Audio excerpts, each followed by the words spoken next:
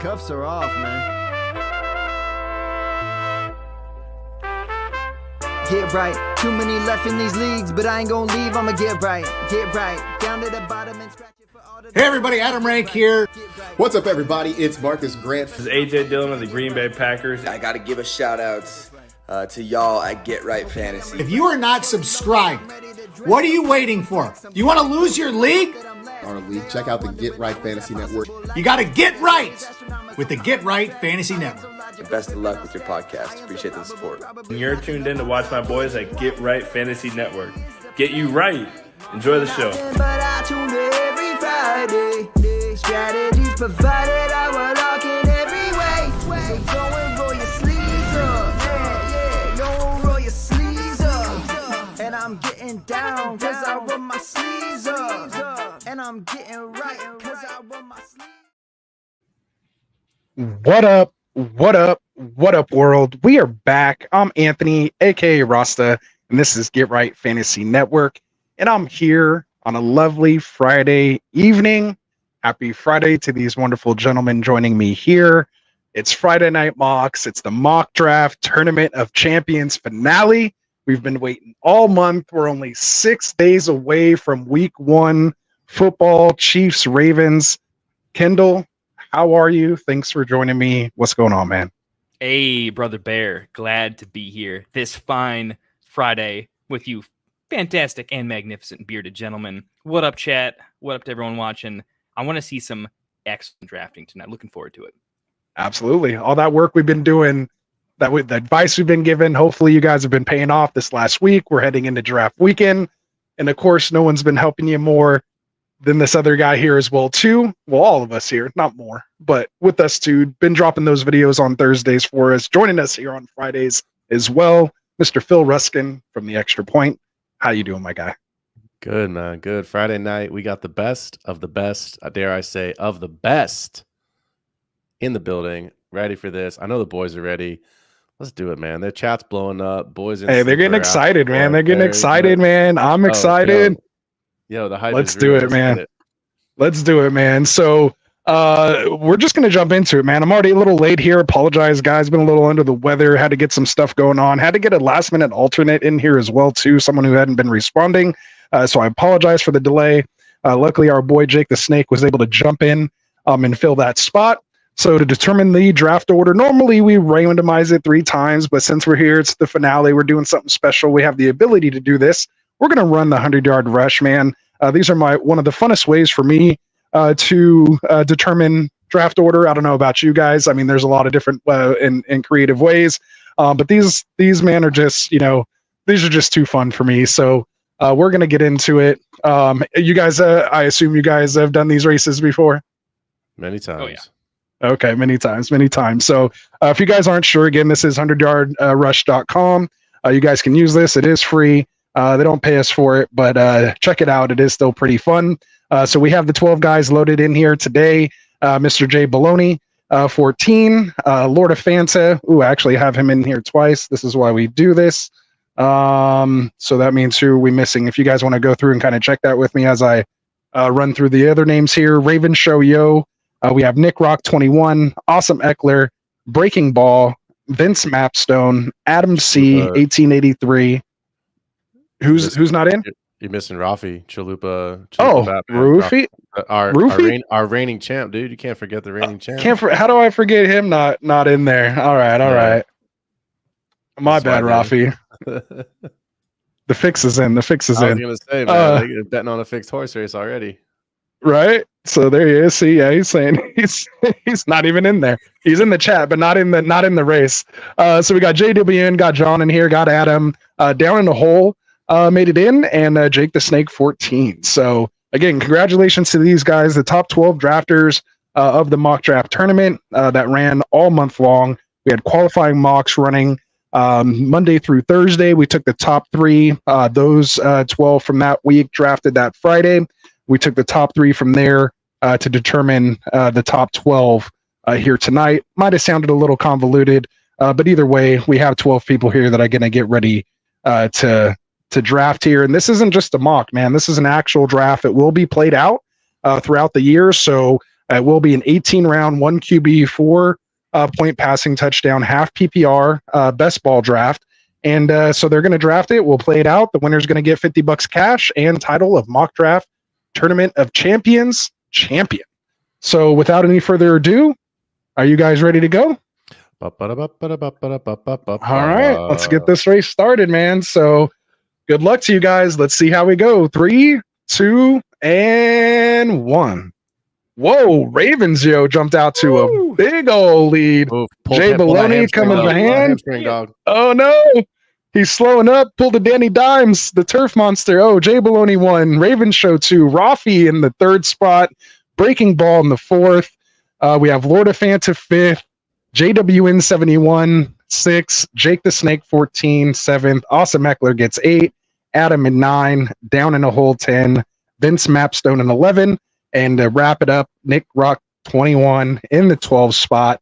A lot of these guys actually advance from that 11 and 12 spot too. So it's not a total curse if you can get the right build in there, at least from us. But we are not grading or judging this. This has nothing to do with us.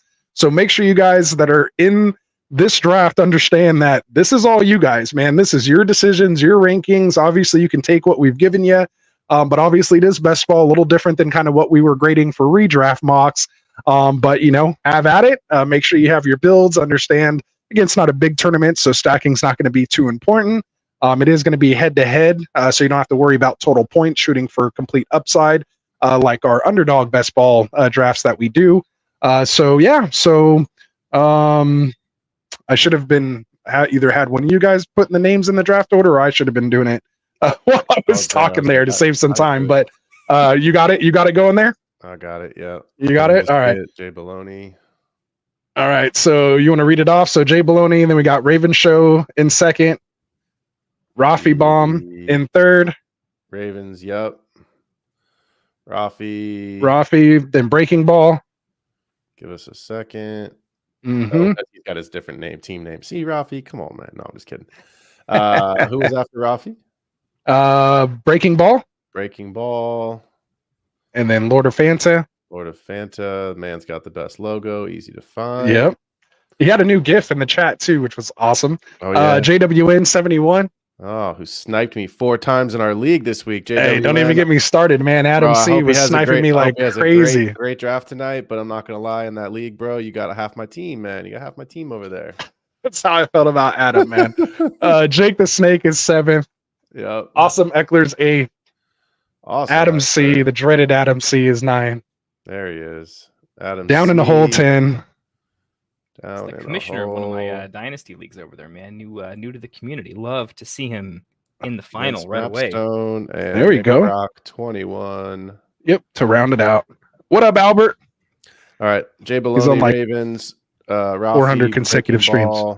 Fanta, J-Win, Jake the Snake, Awesome Excellence, Adam C, Down in the Hole, Vince, and Nick Rock. And Nick. Yep, right. You got it. Let's rock and roll. All right, man. So let's get this thing started. Let's switch over to the draft room here. Does that look pretty normal to what we're used to here?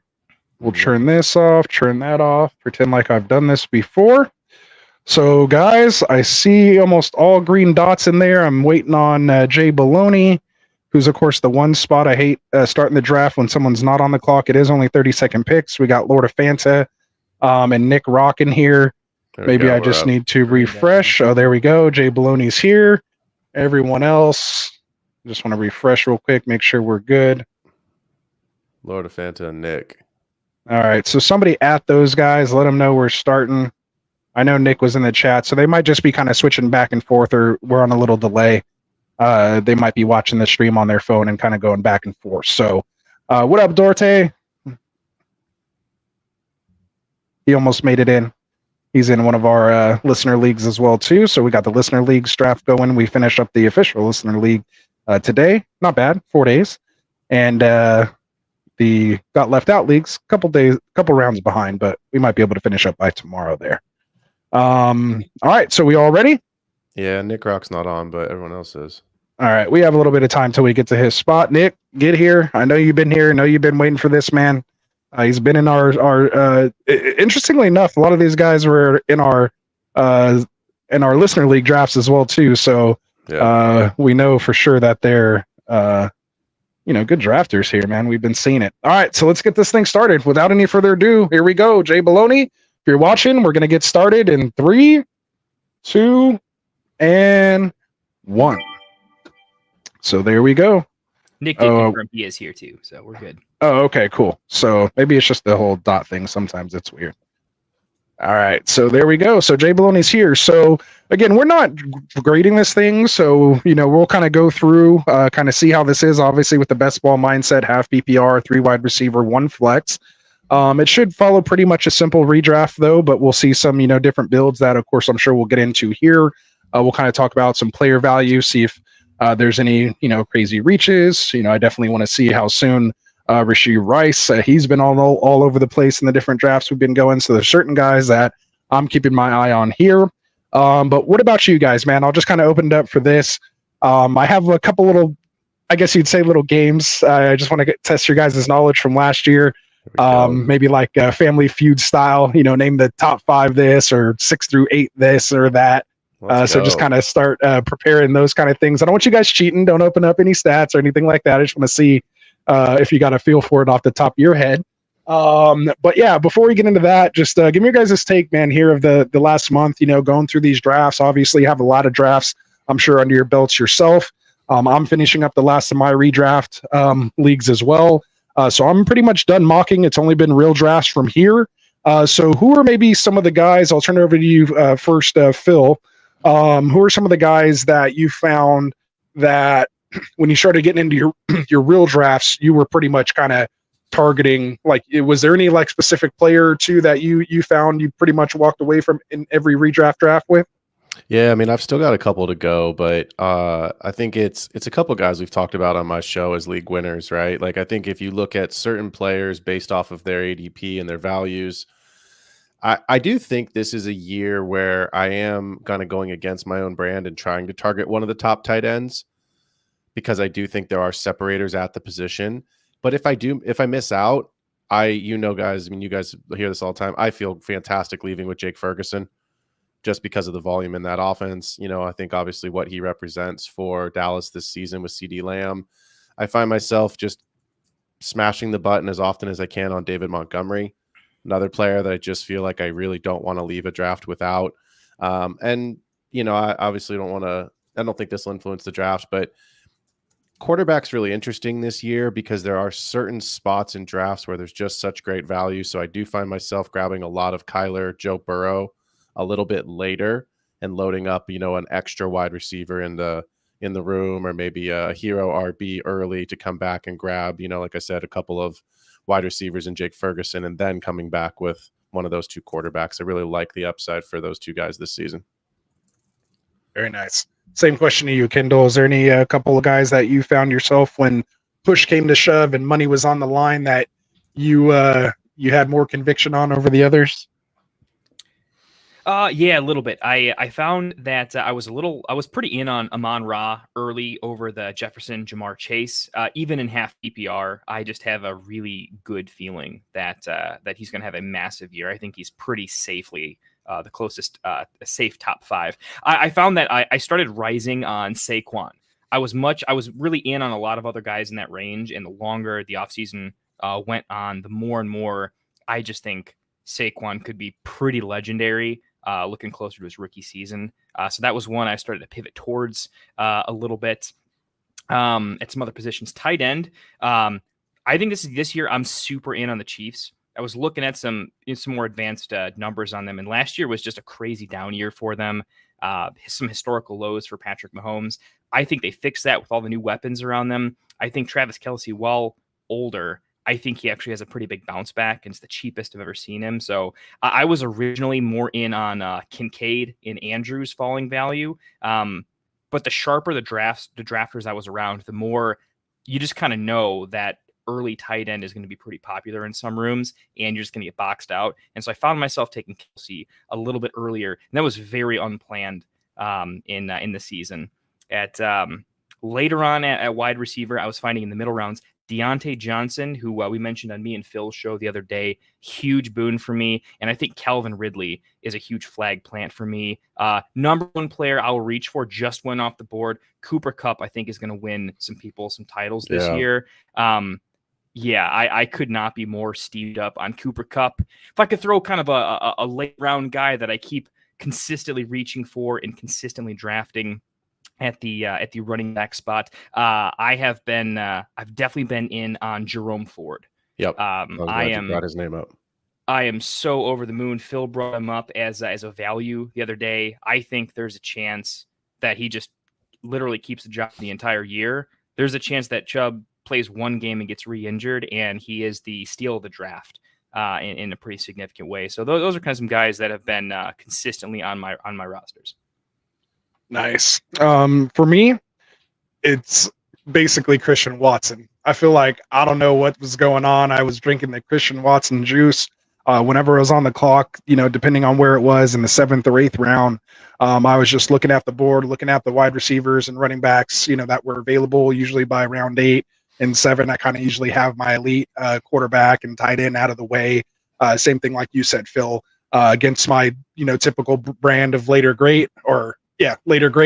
I've been dabbling in that, tight end 4, 5, 6 kind of range. Yep. I have a lot of Kyler as well too in my money leagues. I noticed I was loving his value, and whether it was getting that stack with Marvin Harrison because I was picking at the end of the draft, or getting that stack with McBride.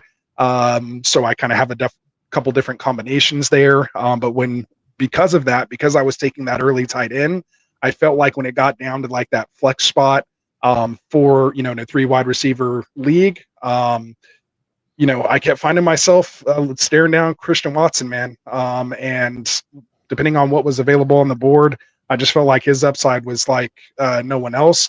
Obviously, a lot of risk baked into it, but I felt like, the picks that I had earlier were pretty safe picks the way I drafted.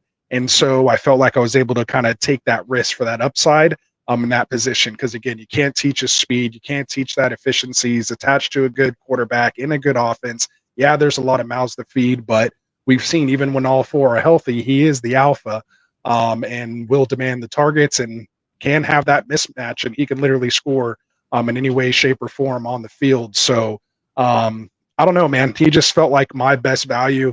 It was definitely, I don't know if you want to consider it a reach, but it was where I had him ranked with the wide receivers available. And then, of course, real late, I found myself just grabbing a ton of 80 Mitchell. I have him, I feel like, on almost every team as well, too, just for that speed and size and opportunity to potentially be the X there in Indianapolis. So.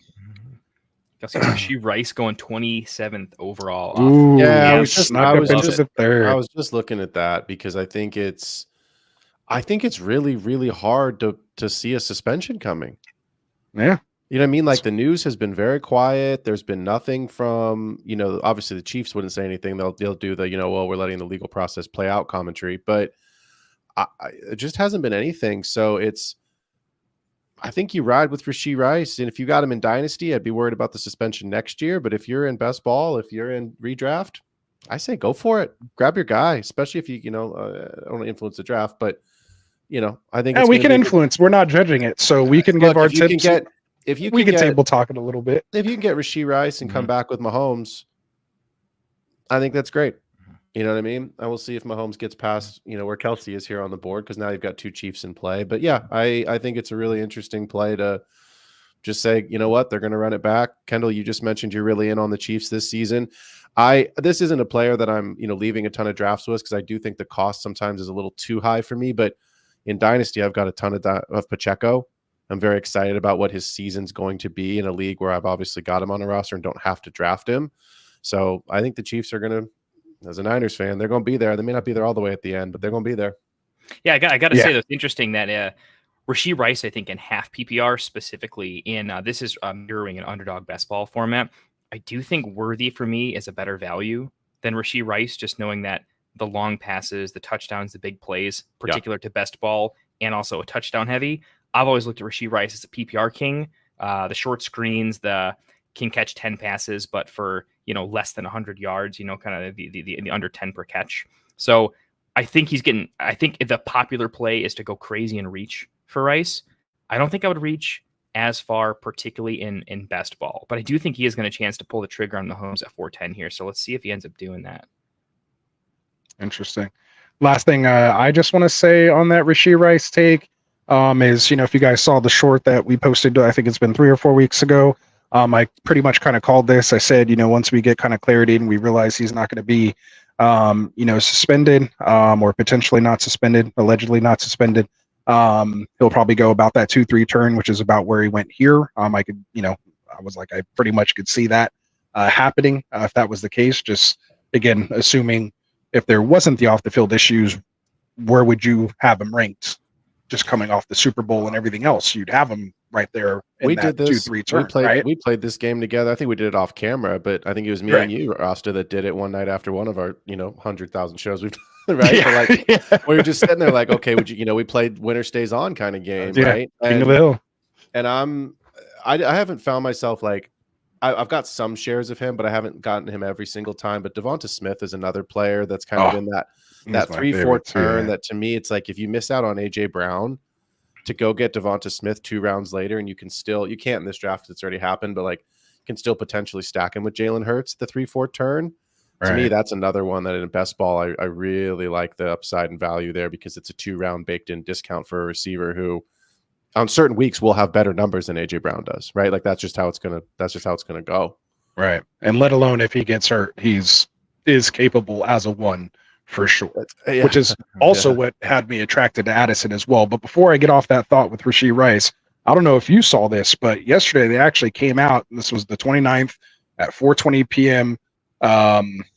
KCTV News, league officials with National Football League said Kansas City Chiefs wide receiver Rashee Rice is unlikely to be suspended before the 2024 season. Yeah. So this is from the NFL saying that. So, that's why we're seeing that boost, to finally hear something like that. Just in time when everyone forgot about the rumors of the NFL's not scripted. Right. And that's what Exactly, and that's what sucks about, we do all this stuff in the offseason. We're like, just go grab Rashee Rice, man. You're going to get him in the 7th round, 6th round. He's going to be a steal. And then you wait till draft week and do your draft, and he's going at the 2-3 turn. And all that stuff that you had planned and all those mock drafts and builds that you had where you're thinking you're getting Rashee Rice as your wide receiver 5 and just going to smash on the league. You get somebody like Rafi that pulls them, pick 27 or whatever. and there goes that. You go the opposite way and you do a ton of best ball drafts in the summer where you're absolutely positively convinced he's getting suspended, and you draft and you take no shares of him. Xavier Worthy and Kelsey shares. I gotta say, fading him to grab Worthy is working out really, really well, though, right? With Hollywood Brown not playing in week 1, Worthy getting on the field that early. That's Phil early on. I was asking Phil in all my dynasty leagues. I have across like 12 dynasty leagues. I think I have Worthy in 8 of 12 right now. So I need this one. So, and then when the stars started aligning, I'm pretty excited, man. It's going to be a sell. You see that stock going up, man. I could just see it in your eyes. I can hear it. Oh, okay. I can hear it in your eyes. So, dude, some years you're in on the right players, and I think this is the one, man. Nice. Hey, I mean, we're gonna find out in 6 days. I just we wouldn't have to wait long. We won't wait long. We're gonna know real quick. He's gonna break Twitter when he scores like a 60-yard touchdown, like on the first. Well, that's what I mean. Like it's Thursday night football. They're gonna launch one, and he's gonna catch it, and then Lamar's gonna do something crazy. Like you could have, it could be 24-21 at halftime. You know what I mean? Like it may not. Awesome. Like I have a lot of those players. So do I. There's a lot. I think a lot of people have a lot of those players involved Thursday night. For sure. I just did for one of my main dynasty leagues today. I just filmed the preseason preview or season long preview, right? So here's how I see the league. Here's who I think is going to be hunting the playoffs, et cetera, breaking down all the teams. Rost, I'm going to ask you because I know you have the most of him. All right. What is your panic level with Jamar Chase? You heard me kind of say it in the chat. As soon as I heard Zach Taylor open his mouth and say, "Oh, he's playing week 1, he's going to be here," I was like, just complete slap forehead. Naked gun 33 in the third when they're in the, when they're in the auditorium and everyone's like, like as soon as he said that, I was like, "Oh my God, that's it!" Like, cause he had just come back to practice. Like, just let it be, bro. Just And you guys, I wrote it in our group text. Just all he needed to say was, "Hey, we're happy he's here. I hope they work it out for what works best for, the both of them. We'd love to have him here, but, we're prepared. Even if you wanted to say like, hey, he's not here. He has to do what he needs to do. We support him. We're just glad he's here. And whenever he's ready to play, we'll be ready to play." Like you could just be so vanilla with it. So to come out and just be like, "Oh, he's playing week 1," unless you already had a conversation, which that was the caveat. I was like, oh, either they said he did and there's like a handshake agreement kind of in place and they're just working out minor details and this is going to drop, or it's going to go the complete opposite way. And sure as shit, it went the opposite way. He was walking in street clothes the very next day and hasn't practiced since. So let's play. Let's panic level 8 to answer your question. let's say it's Monday and you have the last of your drafts, because I think that's probably with the holiday when the last of the drafts will go off, because Tuesday, Wednesday, it's you're back to work, and then Thursday we're kicking off footballs. Ready? Jamar Chase, AJ Brown in the first round. I'm still taking Chase. You're still taking Chase over Brown on Monday. Yeah, on Monday. Kendall? Like I'm still taking him. Yeah, I'm still taking him. My panic level is at actual 0. Okay, so you're convinced they're not. He's going to be there. Maybe he misses week 1 or doesn't do good week 1. One preseason game where he had a little butter on his hands and people were like, "Dude, he's bust." Dude, no, it was the footballs. Remember, he couldn't see the football. He's not because they had white stripes on them, or they don't have white remember stripes. that? College ones do. Yeah, no. Dropped to round 7 his rookie year is where I got him in a keeper league, and it's been laughing ever since. Look, Jamar Chase or Justin Jefferson. He's going to play with some fire under his belly. He's going to be pissed off. Like, dude, you guys are playing this shit. You guys are doing this Bengals bullshit. Everyone else, literally everyone else got paid. You're not going to pay me? I bet. Burrow, I want 15 fucking targets. Let's go. Right? So, I don't know. I mean, Burrow handpicked him. And that's what I said in our group chat, too. I was like, they were going to pay him the moment they let Joe Burrow pick him. Because remember, they needed 3 other things. They did not need a wide receiver. They had T. Higgins, who is a wide receiver. They still had Tyler Boyd, who was still really good at the time, right? They didn't have to take Chase. They took Chase because of Burrow. They paid Burrow. They're not paying Higgins, right? So they're gonna pay him. I mean, they gotta pay him. If the Niners figured out how to pay Ayuk, the Bengals will figure out how to pay Chase. I think it would be a whole lot better for solidifying his ADP if he gets paid in the next 48 hours. And I don't think it happens. I had a buddy text. Here's why I brought it up. Tuesday. Tuesday's the latest because Wednesday's the install. Right. So Wednesday's install day, right? Tuesday's the normal off day. Monday's usually film day, but they're not coming off film. Yep. So they have Monday. Ideally, you want it to happen Monday, right? By Monday, I want to see that news drop 5 Eastern, have that drop, and then we're all good. Right? If it doesn't, Tuesday, I'm kind of freaking out. If it doesn't happen Tuesday, then I'm 100% convinced he's missing week 1. So my buddy texted me today with his team, with his 10-teamer. It's a 10 team, so it's a little bit depressed. He got Jamar Chase at pick. Well, sorry, where do you think he got Chase? 2-2. 112. Pick 17. What? Pick 17. 2-5? At the 2-5, yeah. He fell all the way to the middle of the second round in this draft, and my buddy was just like, at this point, it's too good. You stupid. Press the button.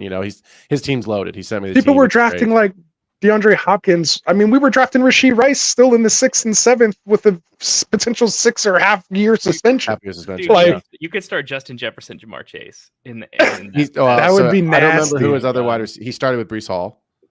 So he took and Chase, and then I don't remember who he came. Yeah, he came back then with Chase, and then the rest of his free. I think DJ Moore. He's basically got a free, not free, but he got an extra player.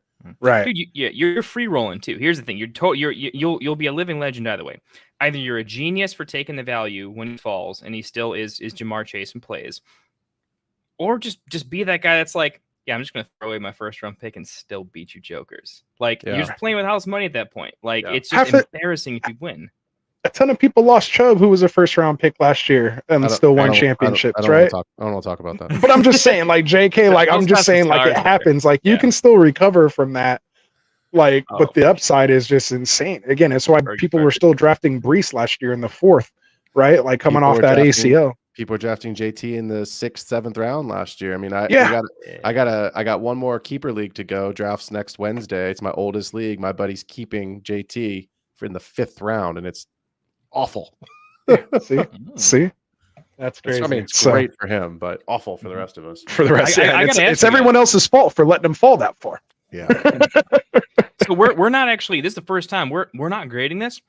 We can talk all the shit we want to, or all the praise and all the hate. We can fully unload. Who do you guys? That's what I was telling you. Loves and hates, man. Give me Phil. What roster do you love? Let me and look. What are you? What are you scratching your head on a little bit? I mean, I feel like I'm too sober for this. I need to. By the time Quentin Johnston pick comes around, I need to be a little bit. I need a couple drinks in me in order to pick Quentin Johnston. I am going to make a career this season. There ain't enough drinks for me to pick Quentin Johnston. Yeah, I'll be passed out. Someone would have to put my finger on the mouse to click that button.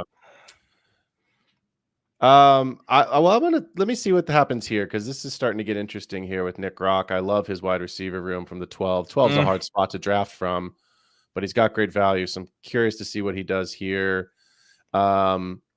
Breaking ball, look, starting with ceiling with Tyreek. I love Pacheco this season. Ayuk just got paid. He's happy. The Jackson Flowers stack is fine. I understand the move. If I'm going to do that, honestly, I would have just gone Andrews. Be Andrews. Yeah, I wouldn't have taken Flowers there personally, but I'm okay with it. I understand the logic. DeAndre Swift, whatever, not my favorite player, but I love Jake Ferguson to come back. So that team, I think, has some interesting ceiling. Rafi's got Bijan. We love Cooper Kupp. He's got Rice stacked with Mahomes, with Tank, Rome, and Pollard. So that team stands out to me. Those are two. I haven't really dialed any position by position. But those are some teams real quick that I'm like, okay, 7 rounds in, like what you're doing. I'll say, just from more like a pick perspective, that ones that stick out to me is Debo going here. I'm at 206 to Jake the Snake, ahead of like London, Adams, Cup, Olave. Obviously, he started creeping up that way when Ayuk uncertainty was there. But I would have thought he would maybe fall back down now because of that. So that interests me a little bit. Another pick here. Sorry to DK going. Go ahead. I just like what Jay Wynn just did, because if Chase isn't there week 1, which he doesn't matter, you still have a stack with Burrow and Higgins, but JJ, London, I like that. I like that combination of Burrow, Higgins, Burrow, Chase. Sorry to interrupt. Honestly, Jacobs is a real value too, with literally no competition. Everyone's banged up. I think he's gonna have an elite snap share early on. And Cook, I'm Cook over Pacheco at this point with the recent signing of Samaje. Yeah, I'm there. I just think. And again, I'm huge. Couldn't even beat out Andrick Estime and Jaleel McLaughlin. He's not challenging Pacheco. Come on. No. Better than that's that. really how that went down. Clyde. It's not about him beating anybody out, right? This is a team that is going nowhere this year. It's a player that doesn't make sense on their team. They're going with the guys that can play on their team the next 2-3 years, and Samaje just wasn't fitting. Now, he's always going to be a gadget guy, but. Dang, Rafi gets Jerome Ford too. That's Samaje may not be in the league in the next. He's 28 years old. I'll just say, every single, literally 100% of Samaje's production is minus 100 from Pacheco. There's not a single touch he'll have that wouldn't have been Pacheco's, is my point. And he could touch the ball 20 times the entire year. It's still 20 touches away from Pacheco, is the way I'm looking at it. It's not like tanking Pacheco for me, but I have a combo take here. One, Josh Allen is not my quarterback 1 or 2. It's a weird year for him. Is it Richard? I was gonna say it goes A-Rich and then Mahomes, right? To tell you the truth, though, the longer I've been thinking about it, the more I'm just like, Jaden Daniels is just like. I was gonna say it was either A-Rich and Jaden Daniels, 1-2, right? No. Good thing we don't have 2 more weeks till football. Kendall be taking A-Rich at the 101, boy. I was trading my first and second round pick so I could get A-Rich, Yeah. I'm in Rafi Bomb though. So the way I'm looking at it is I'm looking for how many legendary upside players are you picking in best ball? How many did you go for, in my opinion, and then how many values? So Bijan for me, legendary upside 20 plus per game average. Cup, same. Mahomes, I think finishes QB1. Dell, massive value. O'Dunes, not legendary upside, but if Fat Keenan's Fat Keenan, I think that's crazy. Pollard, big late season riser for me. Big late season riser. Just seeing a little bit of the preseason usage and just remembering that PFF had Pollard as like a top 5 running back during the last 6 games of last season. He started off terrible, but in terms of like a per touch efficiency, forced missed tackles, like yards created after contact, Pollard was an absolute crusher by all metrics once he got a little bit healthy. I think he's actually much farther away the 1A than we thought originally. And I did not think that. I was drafting a lot of spares. I'm significantly higher on Pollard. And then coming back with one of me and Phil's favorite values and then pairing up Caleb with Rome, I almost don't. I think he could screw up the rest of his draft, and I can't get off of him as my favorite draft right now. And he doesn't have Anthony Richardson. Like Lord of Phantom might have to be like by default. I got Monty on my wall, and he's got A Rich. So like I don't know what I'm gonna do there, but that's a tough. You're splitting hairs there. That's tough for you. I'm wrestling contest right there for you, buddy. Right. So Vince says, for me, P. Ryan signing just shows lack of faith in the Chiefs have in the backups and nothing more in his opinion. And this just is fantasy football in a nutshell. Very next comment, P. Ryan definitely taking away from Pacheco because of the passing work, right? So this is just fantasy football, man. We don't know.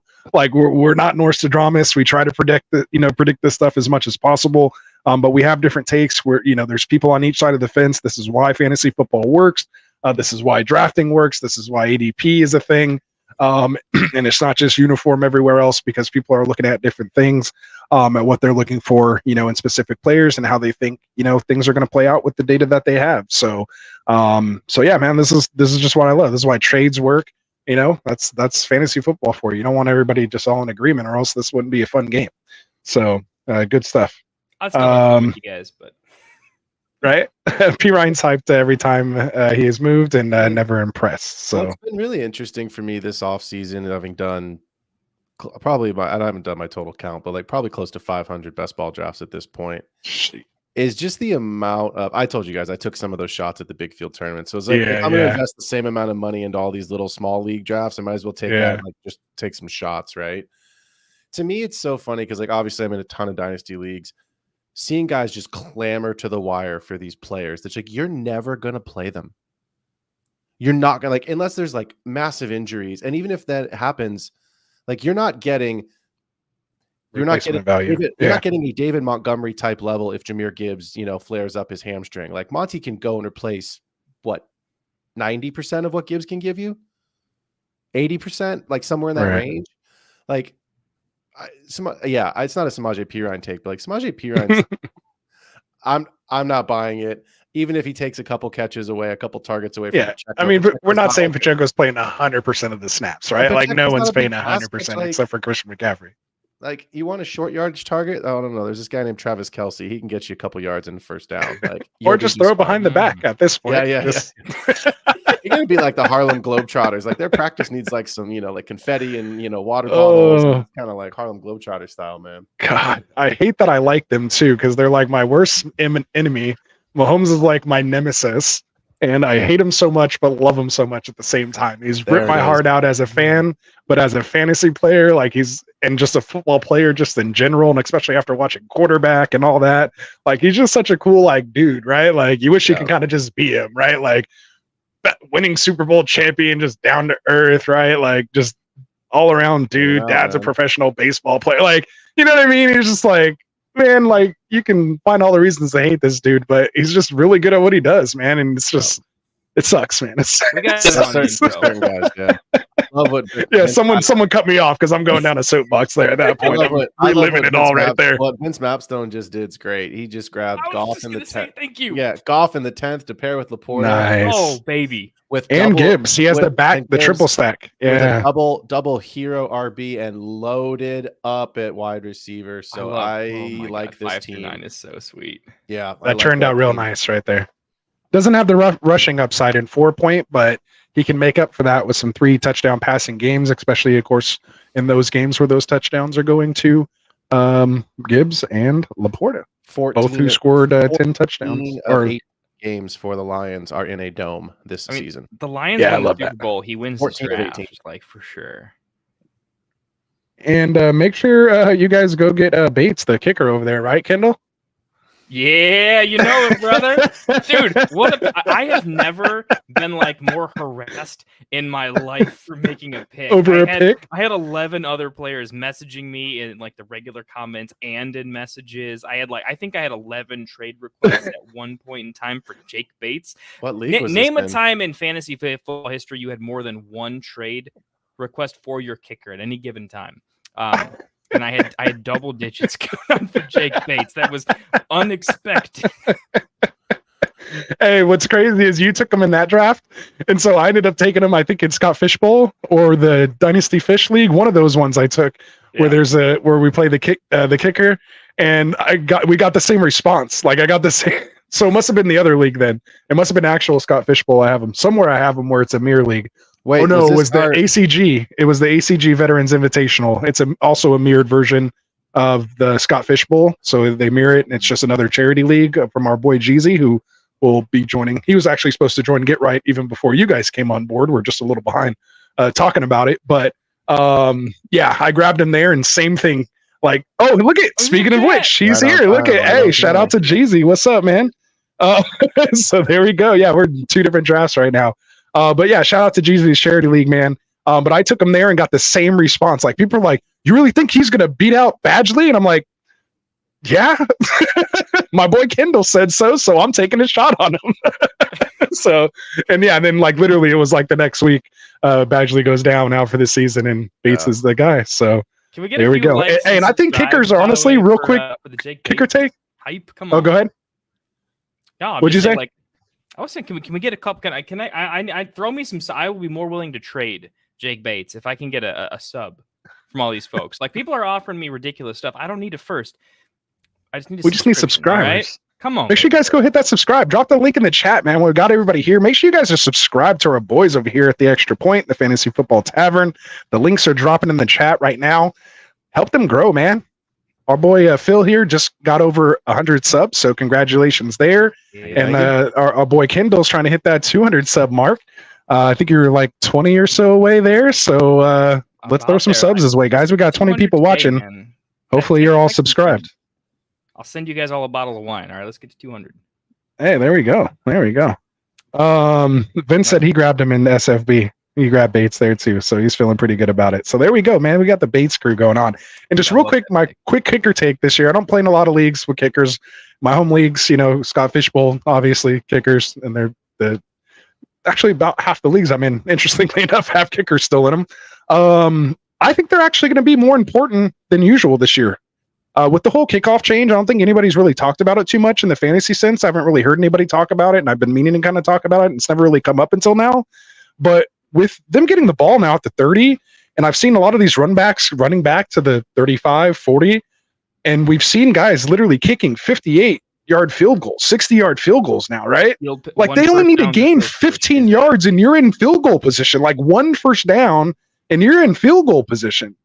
So like, I think scoring is going to be up a little bit this year because of that, naturally. And just, I think the kickers are going to have a big deal about that. And I think we're going to see these teams go for it, and we saw it a lot in the preseason. I see them testing it out, going for it on 4th and down in that no man's land where they just need a couple more yards to be in field goal range.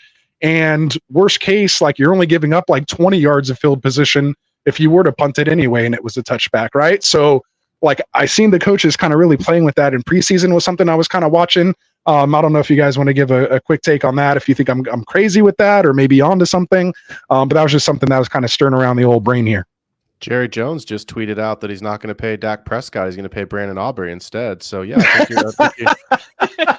think you're right. He's all in, baby. He's all in. So, you know. All in. All in. Man. I'm with you. I don't play. I think I only have kickers in one league of the way too many that I am in. So, I don't follow a ton of it. But I think you're absolutely right. I think you got more importance on the position. You've got so many close games now are coming down to extra points and field goals, especially when it comes to late season games with seeding for playoffs, home field advantage, etc.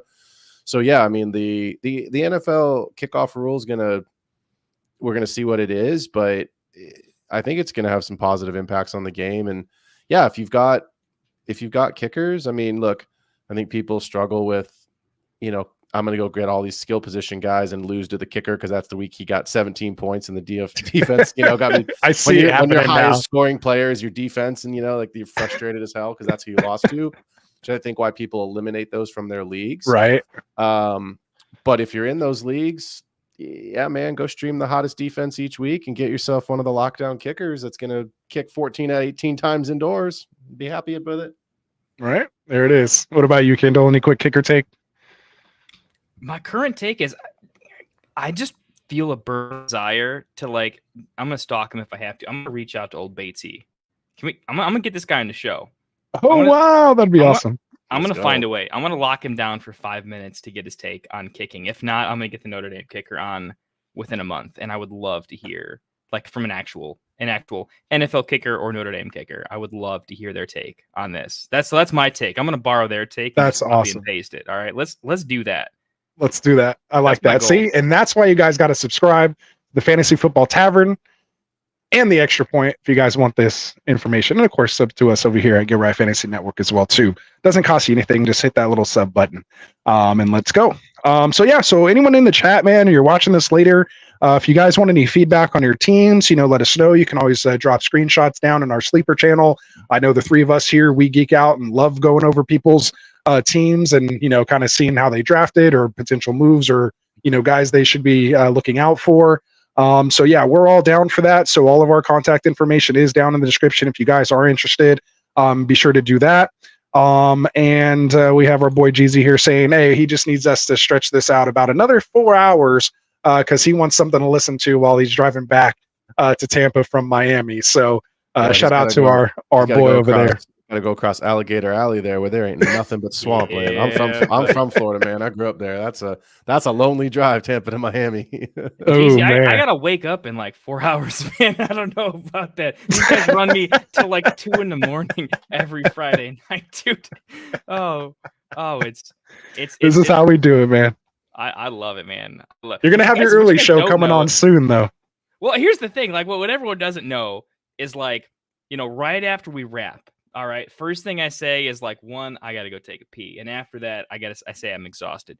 After that, I talk to these knuckleheads from their 2 hours until 3:30 a.m. my time because I'm just a degenerate and the post show talking fantasy. So yeah, dude, the post show is a fun. Lots of love to Kendall, bro. Because I'll be honest, man, when we knock off this thing, it's 11 o'clock our time, and I'm exhausted. And I don't know how you do it, man. Because I'm man, it's an hour past my bedtime, bro. PEDs, bro. PEDs. West Coast, Best Coast, man. Come stay with us here on left, buddy. Right. There it is. We have Vince, who's in the draft here. He says he hates drafting Taysom Hill, but the way Dennis Allen is talking about him, he sounds like a round one pick. Not only that, obviously, with Kendre Miller being on the IR, and I'm all out on Kendre at this point. Yeah. Just dude's played, 8 games in 2 years, just can't even stay healthy. He's averaging 5 touches in the 8 games that he has played and can't even just make it through practice. So let alone so let's say Kamara did get freaking hurt, right? Or is just washed and Kendre gets 100% of the carries. How many touches before he actually gets hurt anyway? Even if he did get the opportunity, he ain't going to stay healthy in the first place anyway. So I'm just all out at this point until I see it. I can't draft him. He's undraftable for me. I think I saw you pick him up late, throw him in the IR spot, immediately make that, grab in our listener league there, Kendall. But Dustin, who was co-managing the team with me, my brother-in-law, we fought over that one, and I had to do my hard no, and his hard no was Dowdle. I wanted Dowdle earlier. He said no to that as a Cowboys fan. So we pivoted, and then when it came back up, he wanted Kendre, and I'm like, no, I'm pulling my Dowdle card here. No. You made the right pick. I literally only picked him to do swap. Right. And that's what he wanted to do too. And I'm like, it's not even worth that. Not even in a lot of leagues because I want to pick up a Roshan or Khalil Herbert in case there's like a late trade or that's my I want to pick up an IR. I want to draft one of the Bears backups and just see what the heck happens. They were talking up Waddle today, man. And that's not a joke. That's for real. I'm not in on Dalvin Cook. I think he's gonna look. He couldn't get it done when he was in New York. He wasn't even barely in New York for a minute. He didn't do it in Baltimore. So like, it's a name, but I think it's a name that you need to take away what it used to be and start drafting it for what it is. In this case, don't draft it. I think Dowdle's going to be more. I just think it's a mess there. You know what I mean? Like, I just think it's a complete mess there. So it's just why That's what he said. Yeah. Which is why Jake Ferguson is a league winner for me. Like, because you just don't like. It could be Zeke. It could be Dowdle. It could be Cook. It could be freaking CeeDee Lamb taking an end around. You know what I mean? Like, it just like there's. Dak's got some legs. Yeah, I mean Dax. Yeah, he's still mobile. Yeah, I don't know. Well, he was a lot more mobile until his leg went like that a little bit. Yeah, when a little bit. But Jerry's all in with Cook right now. As you said, Cook is Cook. So you know what, Jerry and Cook are going to be sitting next to each other drinking margarita in the retirement home next year. You know, oh, hey, you remember when I brought you in? Yeah, I do. Cool. I don't. Let's go have another margarita. Let's talk about the whole day, man. Happy hour at 10 your boy a.m. Levis. Your boy Levis goes off the board, dude. Ooh, there he goes. Rasta, Phil about made me like spit out my drink the other night. With the Vegas line on Will Levis passing yards is absolutely just unbelievable. I had no idea. 2000s or something? No, other way, dude. It's almost 4K. His line is no way. His line is 3,800 yards. No way. Yeah, seriously, like take another drink, man. He is being statted out for 3,800 yards. This is a man. Yeah, they're expecting him to chuck it. Well, look, Cincinnati, I said this on my show last night. Cincinnati threw at the second highest rate in the entire league last year. And Callahan's the head coach of Tennessee now. And he was the OC in Cincinnati. Now, again, I'll say the same thing I said last night, not comparing Will Levis and his receivers to Jamar Chase and Joe Burrow. That's not what I'm saying. But Sam Howell had led the league in pass attempts last year, and he's not even in he's a backup. So I don't know if Levis is going to get to 3,800 yards, but I think they're going to let him chuck it. They certainly brought in two pass catch. Well, they had one, but they brought in a pass catching running back to go with Tajay Spears, who catches passes. They signed Calvin Ridley. You have some version of DeAndre Hopkins of Nuke. You brought in Tyler Boyd, who I think still has 2 years, maybe 3 years of productive football left for an NFL team, not for your fantasy team, but at least for like real life football. I think Levis is going to chuck it, man. Because tell me that Spears and Pollard are Derrick Henry and go banging through the tackles in between the line. Like, they're not. Right. You know what I mean, like, it's not their skill set. So I think they're going to throw it. Let's do this one. So Sam Howell threw for 3,946 last year. There's only 14 quarterbacks that threw for over 3,800 yards last year. Can you name the number 14? The guy with the least amount over 3,800 that it was? Take a random guess at who it was. This isn't even part of the game. I just brought this up right now. Say the statistics. Say the 3,800 or more yards, right? So who was number 4? There was 14 quarterbacks that threw for over 3,800 yards. Who was number 14? I can tell you he was drafted as a top 5 tight end or a top 5 quarterback. Trevor Lawrence. Jalen Hurts. Trevor Lawrence wasn't drafted top 5. Damn. Yeah. Oh, my bad. Jalen Hurts. You can tell me Will Levis is going to throw like Jalen Hurts? I mean, he did kind of slow down towards the end of last year. No, he's going to throw better than Jalen Hurts, man. It's not hard. But Sam Howell, 3,946. He was number 12. Derek Carr threw for 3,878. Jalen Hurts, 3,858. And then Lamar in only 16 games, 3,678. Is part of it you got to recalibrate your head a little bit, like with the 17 games? Like, is our head still wired total season wise? Because we're always comparing him to like old greats in the 16 game. Got to think through that a little bit. By the way, Rafi, come on, man. Of all the mistakes to make, he admitted it too. What did he do? He wanted he meant to take a Komet for the stack with the super stack with Caleb, and he accidentally slipped on Gibson. I'd like to think that's his way of like giving back to charity here a little bit. He's been making a lot of sexy picks. You know, that was the first mundane one. You know, give the rest of the guys a chance. I like it. All right. Well, there you go. Yeah. Wait. Philly in the chat had a question. He needed help. We're here to help. Oh, and just so you guys know, real quick too, and Kendall, you can read it off after. We do have the super chat open now as well too. So if you want us to stop what we're doing, you can throw a super chat in there. We'll stop what we're doing, get to your question or your comment. So that is there, but of course we will try to get to as many as we can, but especially when the season starts kicking off for live Q&As, just know you guys can throw a super chat in there. Of course, it helps support the show, but it'll guarantee that your comment or question will be read and will be answered here live on the show. So yeah, go ahead, read off Philly's question there, Kendall. Yeah, no, before I get to that, Rust, how long you been doing this? You've been at this grind with Get Right? This is going into our 4th season, man. So 3 total seasons completed, and this is going on season 4, man. Three and a half seasons on gratis. Finally got monetized. Let's go, baby. Pay an electric bill or two. Hook him up. You know, if you message Rasta anytime over the last 4 years, you know he hit you back with everything and more. And it probably helped you out. The guy's pretty good at what he does. And me and Phil are new to the organization, but what a man of outstanding character. Cannot congratulate you enough for the first tier of monetization.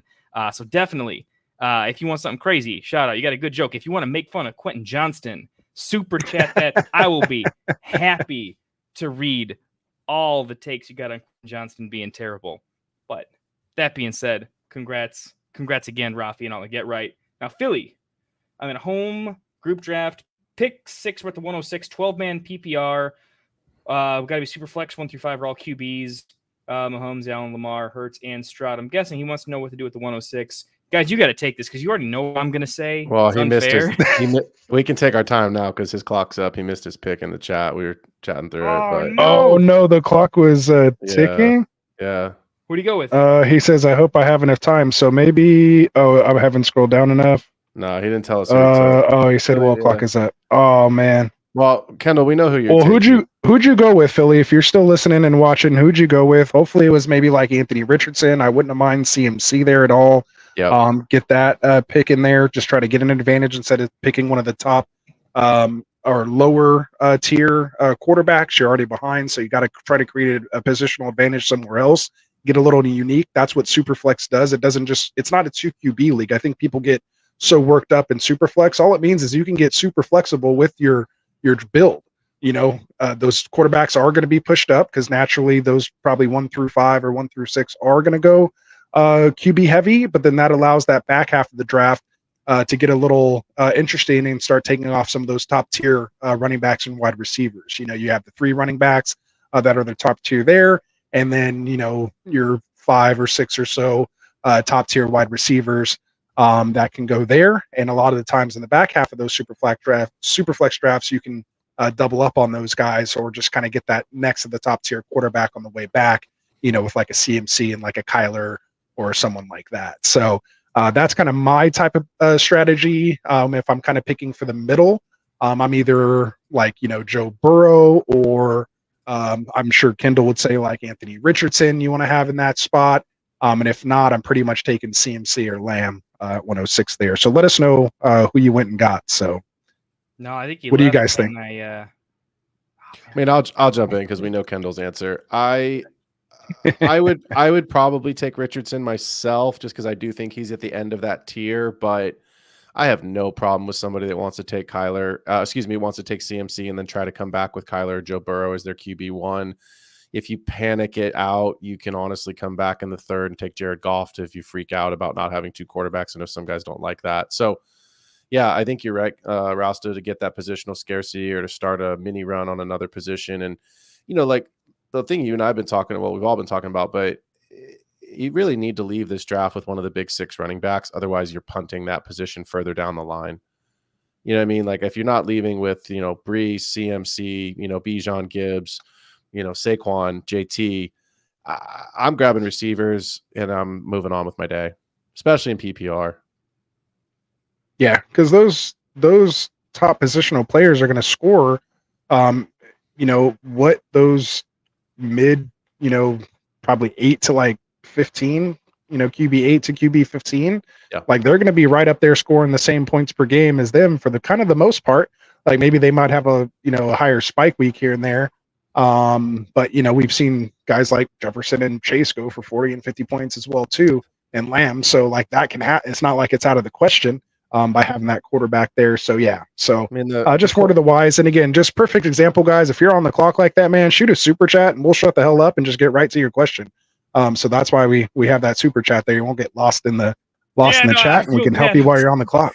I was trying to give that exact message. I did not know he was on the clock. I feel man, horrible. yeah. It's all right. I'm going to give him all the free advice in the world I can possibly give. I feel devastated. I feel terrible, but we'll see. Hopefully it worked out. It's all good, man. He'll come back. Philly's been here with us, and he'll be up on the clock here again soon. If we're still live, maybe he'll come back to us here. But you can't really go too wrong. Like, even if he did go with Burrow or A-Rich or someone, like, it's still not bad. Like, it's, I was just gonna say, like, can't really go wrong. It's the big thing. Like, it's the 106, the 107 is my favorite 2 draft spots. I just want to be in the middle, stay water, pick up all the value, just never reach for anything. Let it come to you. And so the best picks that happen at that mid spot happen later on if you set yourself up to just stay balanced, stay water. Don't be too hardcore one way or another. But your first pick, obviously, you're going to be balanced because it hasn't happened yet. So no matter what happens next, we'll have some good advice for him. For sure. And I want to get to Rob's question here. What's up, Rob? And again, if you guys are watching here and you're not subscribed, hit that subscribe button for us, man. 75% of our viewerships come from people who aren't subscribed. Probably just see us in your news feed and just click on us when we're live because we're part of the algorithm. But hit that subscribe button, man. It doesn't cost you anything. It really helps us out here. But Rob said, is CMC's calf good?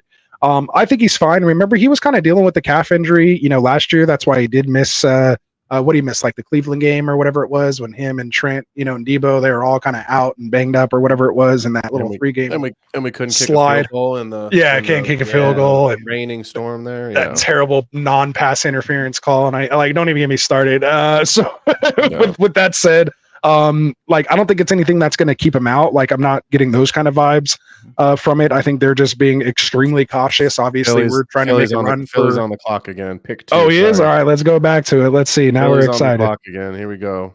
All right, let's do it this time. I'll shut up. Go ahead. He got Kyler Murray at the 106, Garrett Wilson, Johnny Taylor, Adams, Kyron, Puka, and Gibbs. That's an easy Gibbs pick for me. Gibbs, really? I'm Taylor over Gibbs, but yeah. Yeah, I'm fine with either. Yeah, I mean. But I'm running back there. Yeah. Yep. Gibbs. I think I'm going Garrett Wilson there. Ooh, so 3 different answers. So I don't know if that helps you, Philly. Sorry. Chat, what do we think in the chat? Who do we got? Can we get a second on any one of those picks? So I'm JT. Phil's saying Gibbs. Kendall, give us your 5-second take on Wilson. Philly, real quick, it has nothing to do with this pick. Do you like the dead zone backs or no? If you want a hero RB and you like your middle zone, just take Gibbs so you can take wide receiver later. If you like Najee Harris, if you like Zach Moss, Javonte Williams, go with the wide receiver here. It all depends on how you feel about the middle running backs. For me, if you like them, go wide receiver. Your favorite, Wilson or Puka, are pretty good. If you are uncertain about running back later, take Gibbs right now. I like that take. The chat is very pro Wilson. They're saying Wilson. See, for me, oh, look at that. We appreciate you, Philly. Look at that. Of course, man. And again, we're so sorry, but yeah, stay with us here, man. As long as we're live, we'll keep helping you pick by pick, man. Again, I don't know if it helped you giving you 3 different answers like that, but hopefully we'll give you the information to help you make your pick, because ultimately it's up to you and how you want to play and how you see, like Kendall said, I think you put it perfectly, how you see the value later. So yeah, I'd rather just get that hero RB knocked out, especially in a super flex. And then because you're going to get some of that wide receiver value to drop, unlike a 1 QB league, just in my opinion. But I'm pretty much smashing wide receivers after that. And you're going to basically also wait on that second QB as well too. So that's my only thing there, but we appreciate it, Philly. Keep it going, man. Yes, sir. So yeah, so going back to CMC, you guys have any other take on that CMC with the calf injury for Rob? I want to ask Phil, you played the highest level athletics, I think, out of all of us. I got injured way before I could catch you. Have you had much calf injuries? I mean, that's something I think me and you both dealt with a time or two. I never felt that was like a super long into the season lingering thing like a hammy would be. What's your take on that?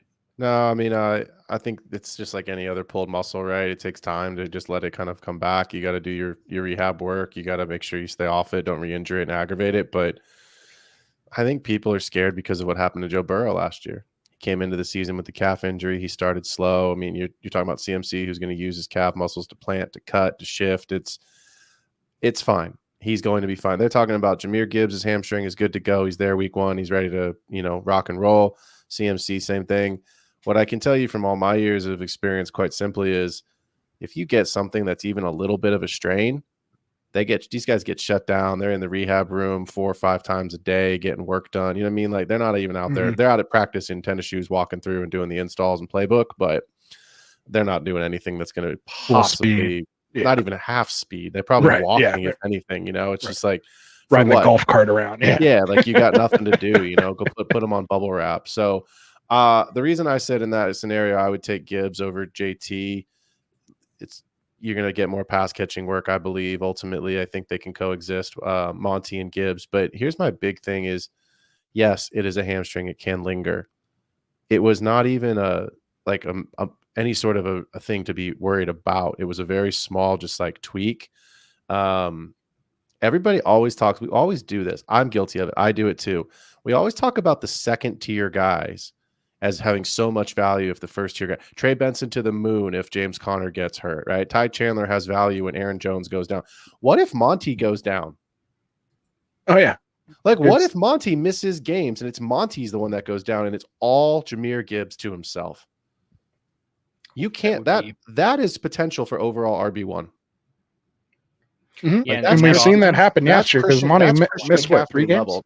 Yeah, that's what I mean. So, I'm saying, if Monty goes down, or if Laporta or, JMO, big shocker, Jameson Williams could miss time. I know that doesn't directly affect it, but probably not by injury, but just something else silly. Just an alarm clock. Coach, my alarm clock didn't go off. Yeah, exactly. Yeah. But what if Monty goes down?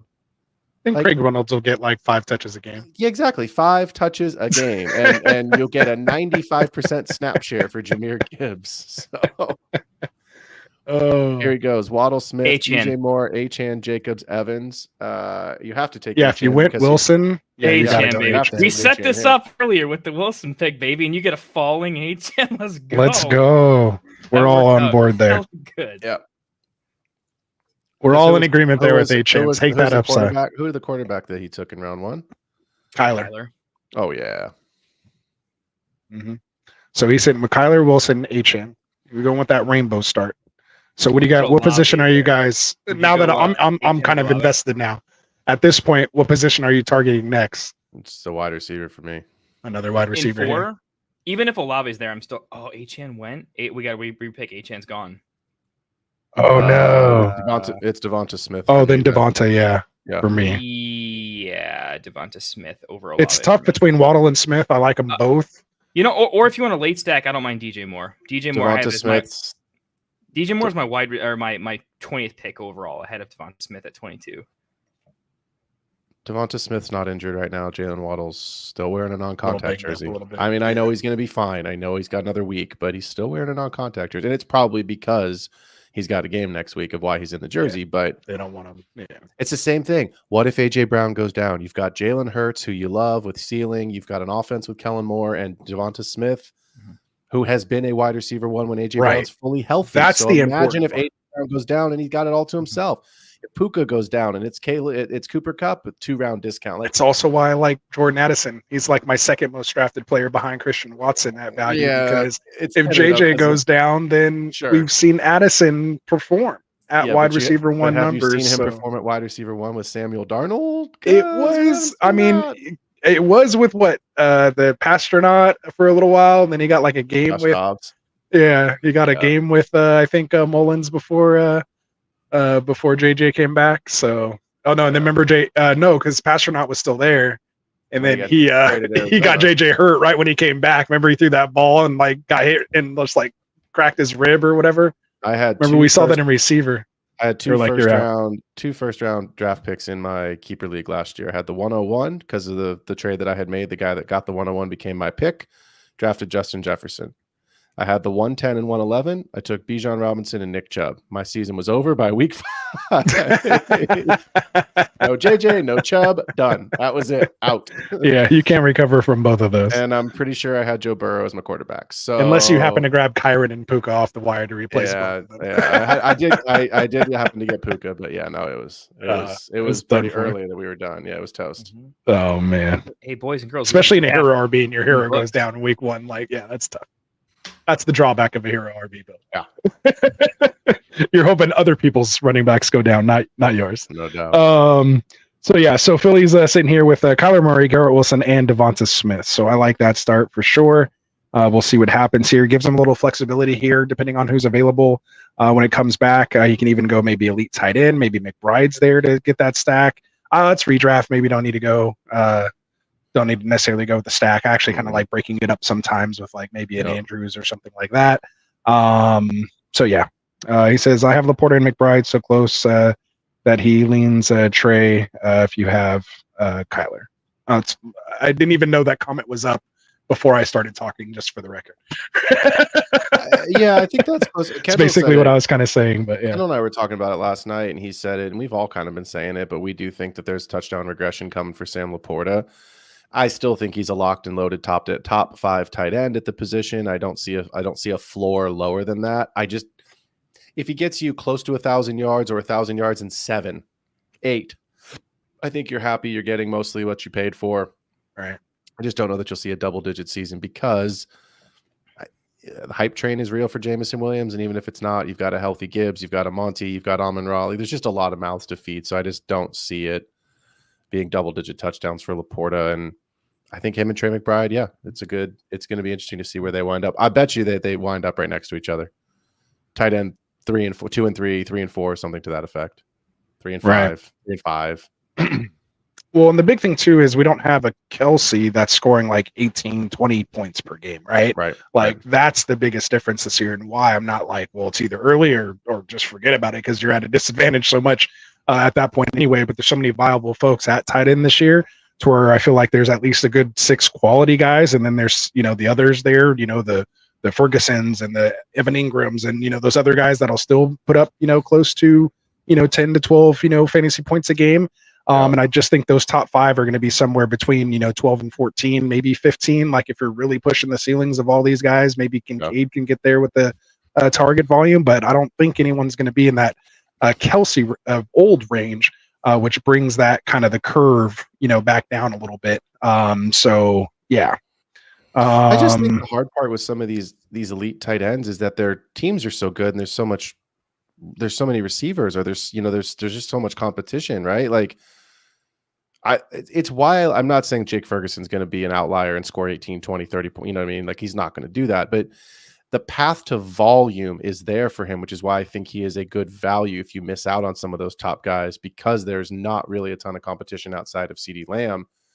And look, if this was year 2 of Bowers, or if it was year 1 of Bowers with a better quarterback, I know some people like Jacoby Myers, but Devonta's getting old, right? And Jacoby Myers is okay. And like, I could see a world where if we've seen it from Bowers, like he could be one of those guys that gets a lot of volume. I don't believe that's going to happen with Minshew and O'Connell, but I'm just looking like we talked about Pat Freiermuth last night. I think if you miss out on the mid-tier tight ends, like to me, Jake Ferguson is the tier break. I know Evan Ingram went after him in this draft, so let's call Evan Ingram the tier break on this board if we're looking at it, right, Rasta? Mm-hmm. I'd rather have Pat Freiermuth over Dalton Schultz right now, simply because there's nobody else in Pittsburgh besides George Pickens. I think Dalton Schultz is the better player. I don't think there's any question about that. Right. But there's just so many guys in Houston, and it's like, what is going to be left over for Schultz? Because he's not taking targets away from that wide receiver core. Whereas, look, the quarterback play in Pittsburgh is atrocious. We know it. It's not going to be sharp. But we've got you'd be ecstatic if Schultz gets like 4 to 5 targets a game. Like that, I'd be ecstatic. And I think that's probably going to be like 3 to 4. If that, I think, as I say, I think it's going to be lower. And I think Freiermuth's going to get 5 to 7 targets a game. And if one of those is a touchdown, that's 10 points for you. You know what I mean? He'll get you 30 to 40 yards on the weeks that he gets you 60 to 70 and adds a touchdown. You're ecstatic by that for someone that you're getting in the 11th, 12th round. Right. Yeah, makes sense. So we have Ravens in here saying since the Tournament of Champs draft isn't being judged, could you guys give him some thoughts on his build? I hate to. I mean, he's still here. He's in the chat. He asked for it. He's staying with us here past the hour. You guys want to run through Ravens squad here real quick at the 102, and then we'll kind of start wrapping it up. We didn't get a chance to get to our game, but I do want to kind of. I'm doing this to give you guys a little bit of time to look through his team. But I also want to kind of just play that little game, the name the players before we head out. I just one of them at least. I just want to go through for a little mind exercise, if you will.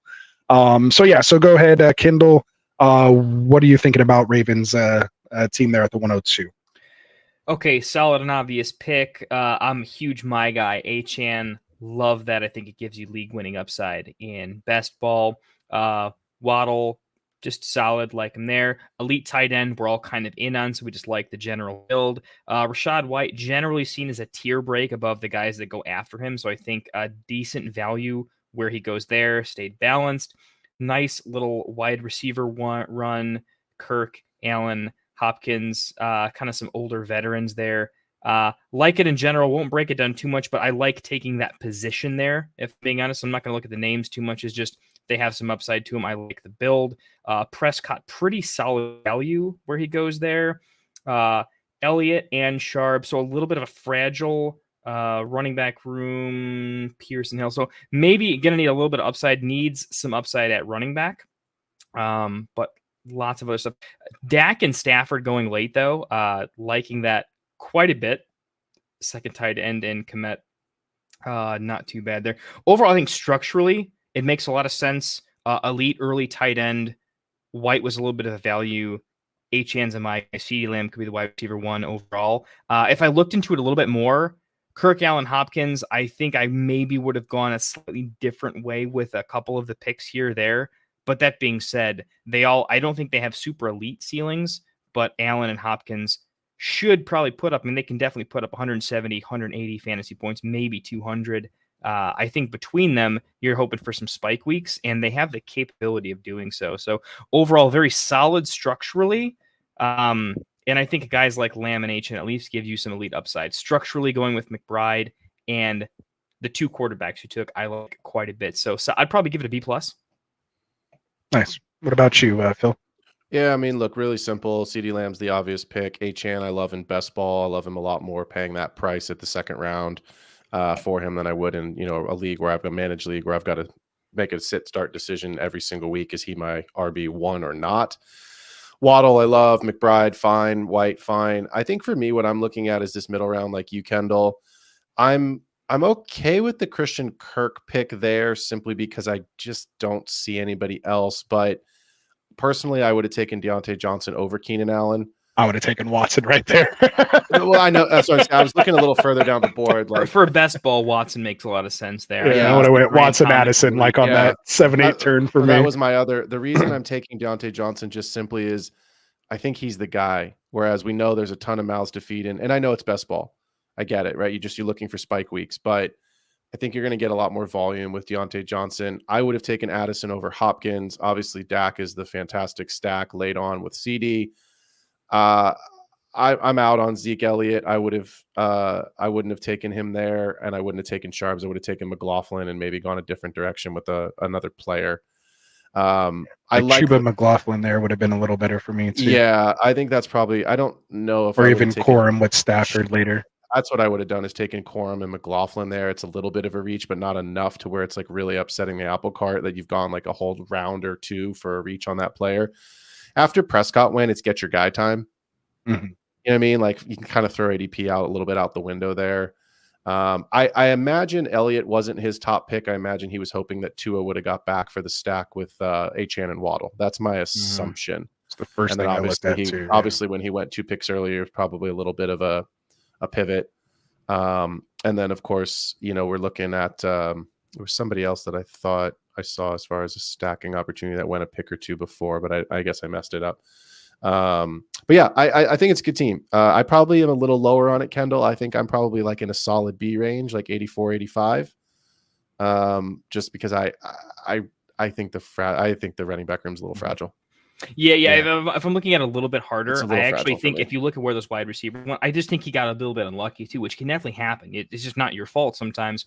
Like being able to take a running back at the Allen or the Hopkins pick, so you could have taken one of the wide receivers that fall where Elliott and Sharps went. I think the wide receiver value at 10th and 11th is a little better at wide receiver than running back. You're still looking at guys like A.D. Mitchell, Polk, Jacoby Myers, even like a Curtis Samuel still has some upside and a pretty good offense. And pivoting one of those picks to a running back probably would have worked out a little bit better. Probably would have bumped me up to an A-, but you couldn't have predicted that. So that's why I'm giving him the B+, because I think structurally there were a lot of good decisions structurally. I don't agree with them like Phil. I don't agree with them in terms of the individual players.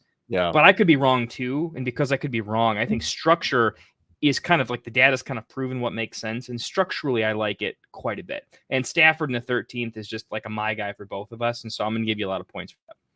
Yeah. And he brought it back with DeMarcus Robinson in the last pick too. So yeah, I mean that's what I mean. That was nice. Yeah, good point. Yeah, that's a good bring back there. And like I mean Justice Hill, honestly, is pretty underrated for me. I was just going to say that. I actually don't mind the Justice Hill pick. I'm out on Damian Pierce. Yeah, that's the one. And I'm not in on that, but I like that, he kind of got Hill at 17-2 there coming on the backside of the turn. So it's not a bad team by any means. I think there's just maybe a couple of picks we might have done a little bit differently. And as well as I do, by week 6, this team's going to look so different. It's not going to matter. Well, it's best ball, so it is actually going to look exactly the same. I'm saying, hold on, sorry. Let me rephrase that. Availability. Okay. you may not no. Yeah, yes, I know you're not doing it. But I'm saying we'll see who's available. What's so funny to me is like everybody. No waivers, no trades. But everybody on paper is just like, I won. You don't win the draft. You don't win your league in the draft. In best ball, obviously you do, because but you still have to have guys be healthy. Right.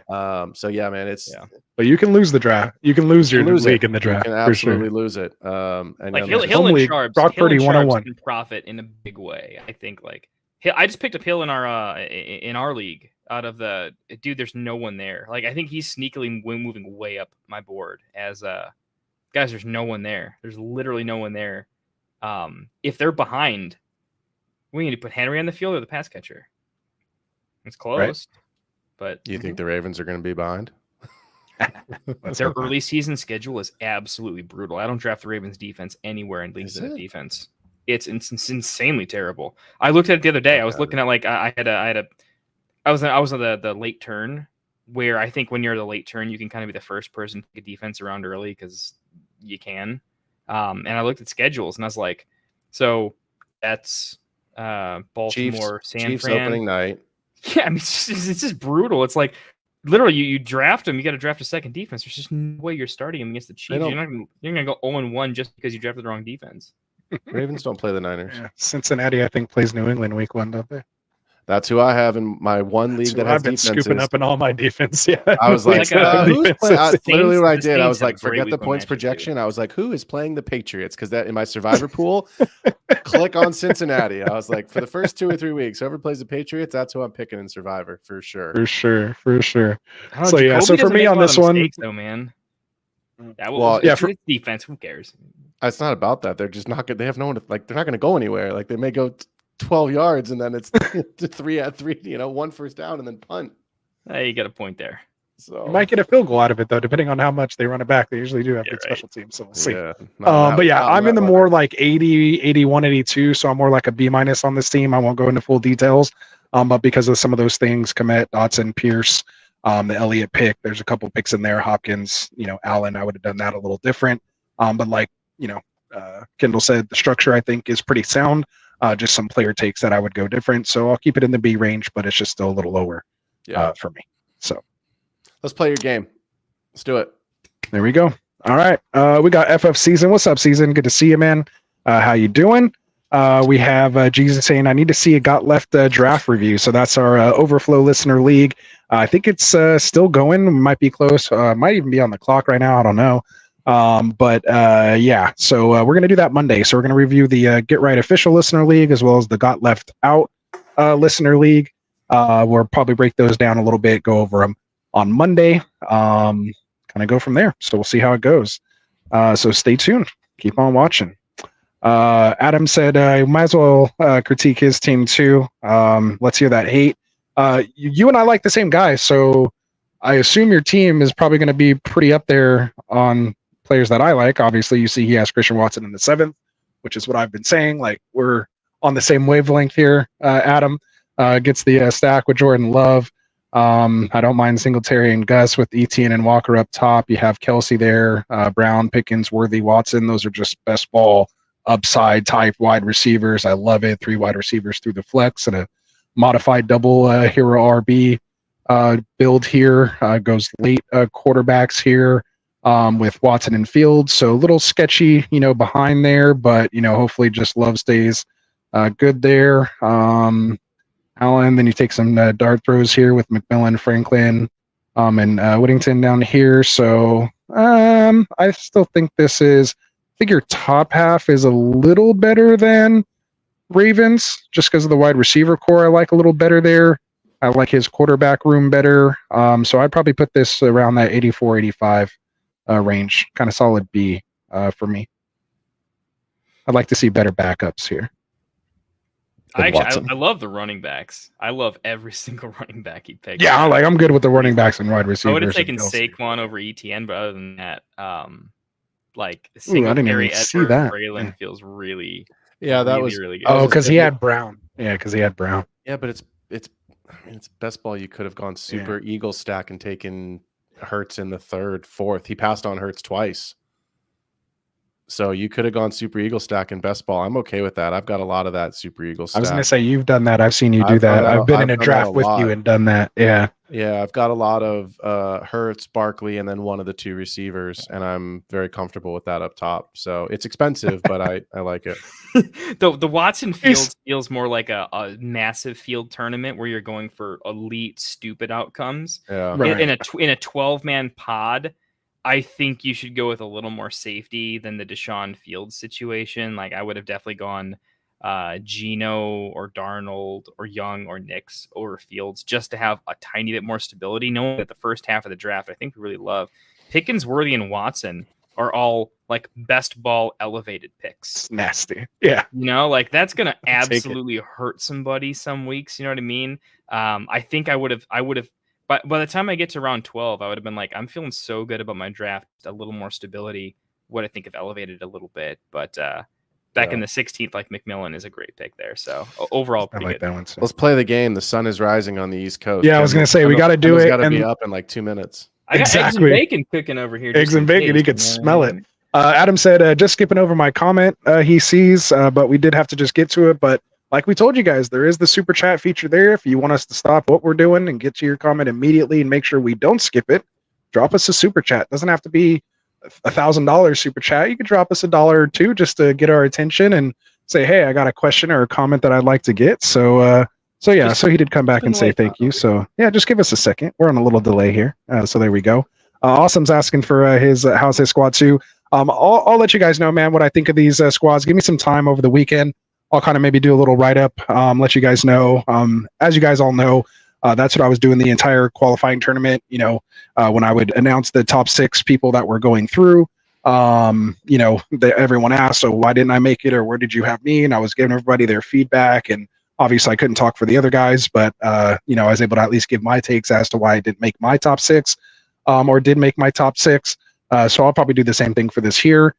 Maybe the guys will come through and maybe we can actually kind of grade this and pick out our top 6 and then kind of maybe compare it at the end of the year. So I'll talk with the guys here. That might be a little fun little exercise. And maybe within Get Right Guys, we all kind of pick a pony, so to speak, and see who might take this thing down.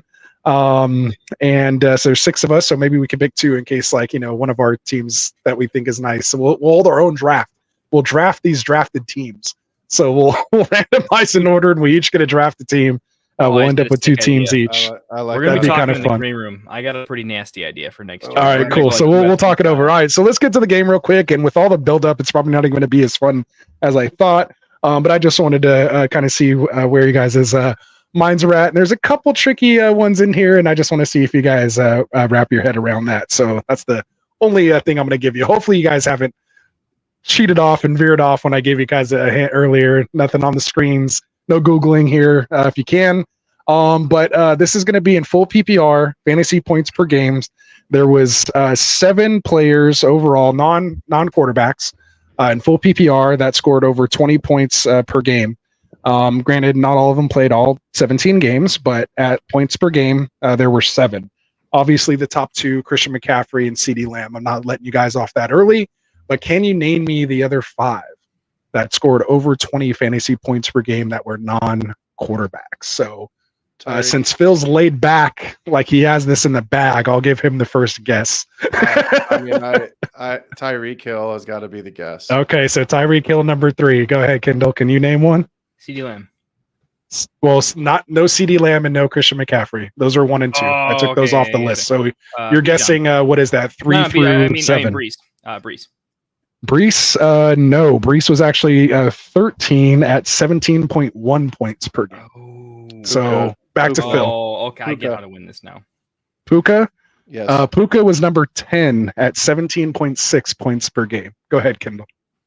Can you name 4 more left after Christian McCaffrey, CeeDee Lamb, Tyreek Hill were the top 3? 4, 5, 6, and 7. Can you name them? And this was what? Wait, sorry. Give me the parameters again. Sorry, full PPR, non-quarterbacks. Full PPR, points per game. Points per game. So the whole season. Whole season, points per game. Not all these guys played all the games. So there is that there. There could be hurt guys in there. So points per game. I'll give you one other hint. One of them only played 10 games. Yeah, I was like, I have a feeling I know who one of them is. Kyron. All right, so whose turn is it? I already forgot now. Who's Kendall? Go ahead. Kyron, baby. Kyron. All right, number 5. Kyron Williams comes in at 21.2 points per game. You were close with Puka. You're all along the right path there. So we have number 4, 6, and 7. Go ahead, Phil. JJ. And if you guys are in the chat, let me know. Ooh, Adam said Kyron. So there we go. I'm gonna say Amon-Ra. Amon-Ra, number 6. Amon-Ra St. Brown, 20.7 points per game. Yeah, go ahead, Kendall. That was pretty good. There's 2 more left. Number 4 and number 7. It's not Jamar. I don't think it's JJ. Although, he missed a bunch of time. No, Justin Jefferson. JJ. I think it's Justin Jefferson, number 7. Only 10 games. He comes in at 20.2 points per game. Number 4, you guys probably will never get with a million guesses. H-An. No. Even H-An wasn't up here. He was number 12. Okay, no, 17.3. I'm going to help you for sure. He's talking about a running back that played 2 games. Has to be. Either that or a wide receiver that played. But who got hurt that played? Is it fucking Noah Brown? Give us a position. You gotta give us at least the position. Did Rasta freeze? 7 touchdowns. He froze. Who am I? We can't hear you or see you. You're all messed up. 7 touchdowns.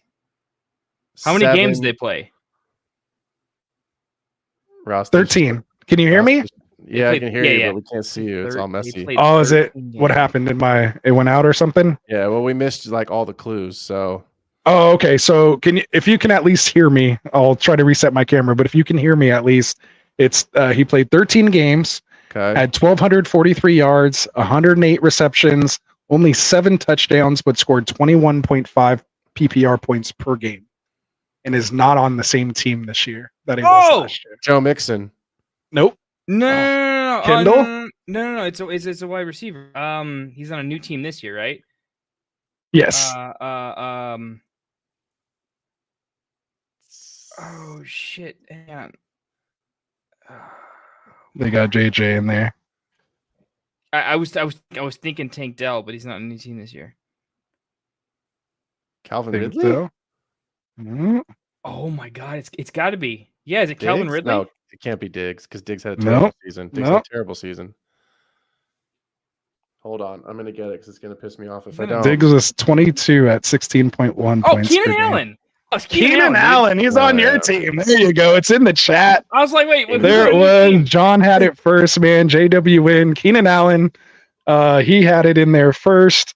I think Breaking came in there as well. No, Trace, with I was going to it. say Keenan Allen, and then all the buildup made me pivot to Dell, and I never got back to him. My guess, Man. if you said nothing, I was going to say Keenan Allen, followed by Tank Dell. But Tank's on the same team though. Good stuff. Good stuff. That's what I'm saying. Well, while I fix my camera, you guys go ahead, tell the people who you guys are, where they can find you, throw the subscribes, all that good stuff. I'll give you guys full screen. You guys take the production side of it too, because I'm jumping out completely, but I'll throw you to full screen first, Kindle. Go right ahead. All right, we'll do it. All right, well, hey, you guys already know me, but if you don't, if you're new to the channel, come check me out on YouTube right now. All the other platforms are coming soon once I get them built out in a way that I'm not too embarrassed to show them to you. But right now at YouTube, at the Fantasy Football Tavern, beers, hot takes, come hang out, and definitely check out my fellow compadre over here that I collaborate with all the time. Where you at, Phil? Right here. Yeah, appreciate it. Yeah, definitely jump in, check out the Extra Point. Link is in the chat. I am every Thursday night now at 4 p.m. Pacific, 7 p.m. Eastern. I'm going to grab some of those East Coast guys because we're going to go for an hour, maybe a little bit less. And then right as we wrap up, you'll be ready to go and turn that television set on and go check out Thursday Night Football. We'll be breaking down Dynasty content, in-season content for redraft, taking a look at some betting and props, making sure you guys are up to date. If you can take down some best ball drafts, you can take down some prop bets. Let's make some money. Let's have some fun. Let's do it, man. That was good. And yeah, what I was trying to say before my screen got all wacky on us there was just a good job to you guys on that. That was kind of a fun little exercise. It's kind of the stuff we do usually when we get off the stream. So that's a lot of fun. But yeah, the reason I said that, just again, number 4 points per game, and his ADP last year was I think 37 last year. So he was going at like 4-1, fourth round, ended up top 4 in full PPR. So yeah, those mid-round picks matter. So check them out. And Puka and Kyron off the list, top 10 points per game. So work it. All right, man. So we're out of here. We're already past an hour and a half. I appreciate you guys for coming out. So from all of us over here, Get Right Fantasy, man, really appreciate it. As you guys know, I'm Rasta. We'll be back here on Monday breaking down our listener league drafts. We'll be back here on Wednesday with a little Thursday night football start sit show. Maybe I'll have one of these two guys join Frank and I, and we'll kind of give our first takes on week 1 rankings. So we'll have those up for you as well at getrightff.com. So you guys can check out our rankings there. If you don't catch us live, of course, you can catch us live. Drop your Q&A there. And then we'll be back to our full schedule following that. Monday, we'll be doing the overview, giving out game balls, getting into waiver wires. Wednesdays will be roster management, buy, sell, trade. And then, of course, start sit with the 2 shows, the early show with Mike and Kendall. And then Phil and I will wrap it up, start sit in the evening for the West Coast folks, breaking down the game slate. But more importantly, we'll have at least probably 4 hours. We're expecting probably 2 hours for each show, and probably at least an hour of that will probably be just straight Q&A from you guys there. So that's what we're here for. If you guys are here asking the questions, we'll be here to answer, and we'll go from there. So anything else you guys got, man, or else I'll wrap us up here? If you have questions while we're not on stream, please go to the YouTube channels, find the most recent video, drop them in there. I can tell you with great certainty, we read every single comment. We will answer every single comment. It's a big deal to us. It helps us get noticed by other people, brings other people into our community. When you comment and like our videos, it's a huge deal. So if you want your most in-depth questions answered, please do it on a YouTube video, as it helps us, and we'll go ahead and answer it for you. So please, we appreciate that very much, and thank you so much. For sure. Anything you got? Or are you ready to get out of here, Phil? I'm good, man. It's almost football time, boys. Let's go. Points. Next time we open up Sleeper a week from now, you will have points in your Chiefs and in your Ravens team, man. You will have real points on your roster. I cannot wait, man. I cannot wait. All right, man. You guys take care. Again, appreciate everybody coming out here in the chat. Again, congratulations to all the folks that made it here into the tournament mock draft of champions. Really appreciate everyone that did participate. We wish everyone, of course, could make it in, but it is a fun, little competition. And more importantly, we hope it helped you with your regular drafts this draft season. So again, good luck to any of you guys have coming up. Philly, keep us posted on how that draft's going, my guy. We want to know. So again, I appreciate you guys. We'll see you here on Monday. Take care. Roll that outro. White fantasy is the play. Marking nothing, but I tune in every Friday. Strategies provided, I will lock in every way. So go